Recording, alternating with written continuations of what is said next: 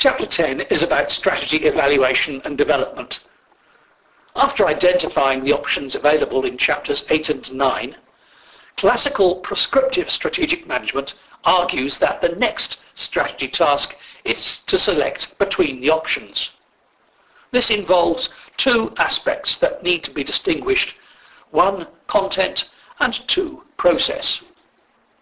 By strategy content is meant the actual strategy that is finally selected to meet the objectives of the organisation. Content is about what is in the plan.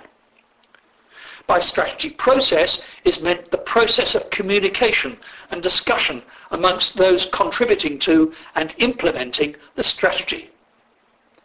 Process explores such questions as who develops the plan, how they undertake the task, and where they are located in the organisation. The first part of this chapter investigates content and the second part process. Under the general heading of strategy content, there are three subsidiary parts. First, 6 selection criteria for content. Second, procedures and techniques. And third, implying empirical evidence and guidelines. Let's go to the first part, 6 criteria for evaluation of strategic options.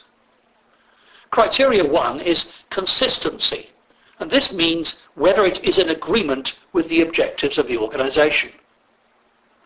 Criteria 2 is suitability. This means, is it appropriate for the context of the strategy of the organisation, both internally and externally? There's no point in having a strategy that goes for growth if the external environment is one of severe decline. Criterion 3 is validity. Validity means the calculations and other assumptions on which the plan is based. Are they well grounded and meaningful? Criterion 4 is about feasibility. Feasibility means that the proposed strategies are capable of being carried out. And there will be constraints both within and outside the organisation. Within the organisation, it's not to be underestimated the importance of human resources that are available. Outside the organisation, feasibility will include raising funds and all sorts of other things. Criterion 5 is about business risk. Risk means that the strategy does not expose the organisation to unnecessary hazards or to an unreasonable degree of danger. And criterion 6 is about the attractiveness to stakeholders. Attractiveness means that the strategy is sufficiently appealing to those people that the company needs to satisfy. The next part of the chapter about content covers procedures and techniques. Techniques include discounted cash flow, net cash flow, and break-even analysis, and they're not covered in this brief summary, but a few more general remarks are appropriate. In making an initial selection of the best option, it's important to clarify the basis on which this is done. Evaluation against the mission and objectives is important, but needs to be rigorous and precise if it is to provide real benefit. Non-quantified objectives may be just as important for some organisations. Additional criteria for evaluation include the ability to build on the strengths and core competences of the organisation and to avoid its weaknesses. Generally, in evaluation, strengths are more important than weaknesses, but occasionally a weakness cannot be ignored. Different parts of an organisation, such as the headquarters, the strategic business unit, and those involved in individual projects, will have different perspectives on the evaluation task, and there is a need to recognise this in making the selection.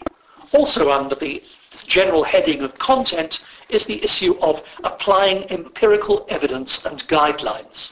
Sometimes there is evidence from other organisations on strategies that are likely to be more successful than others, and we can consider this in the whole process of strategic evaluation. One useful tool is the life cycle portfolio matrix on page 389. which considers the maturity of the market and the competitive position of the company, and suggests then whether you hold, whether you invest, or whether you abandon your strategy as a result of your position in these areas. There is other evidence as well in section 10.3 of the chapter. Finally, the chapter explores the classic prescriptive model of strategic management in terms of process, how you go about the task. There have been some real problems with prescriptive strategic planning over the years, and it's less popular now than it was. But most companies still need to have some form of planning. They can't just drift along. So it's better to be aware of the problems and cope with them rather than not have a plan. Problems include predictability in the environment, difficulties in the planning procedures, who does what, the top-down nature of procedures, headquarters dominating the whole strategic planning process, and then fourthly, culture, the culture of organizations that will allow the classic model to operate. The chapter finishes with a case study that shows how strategic options are evaluated in practice. And it's worth having a look at this, even if you don't plough through every line of the case study.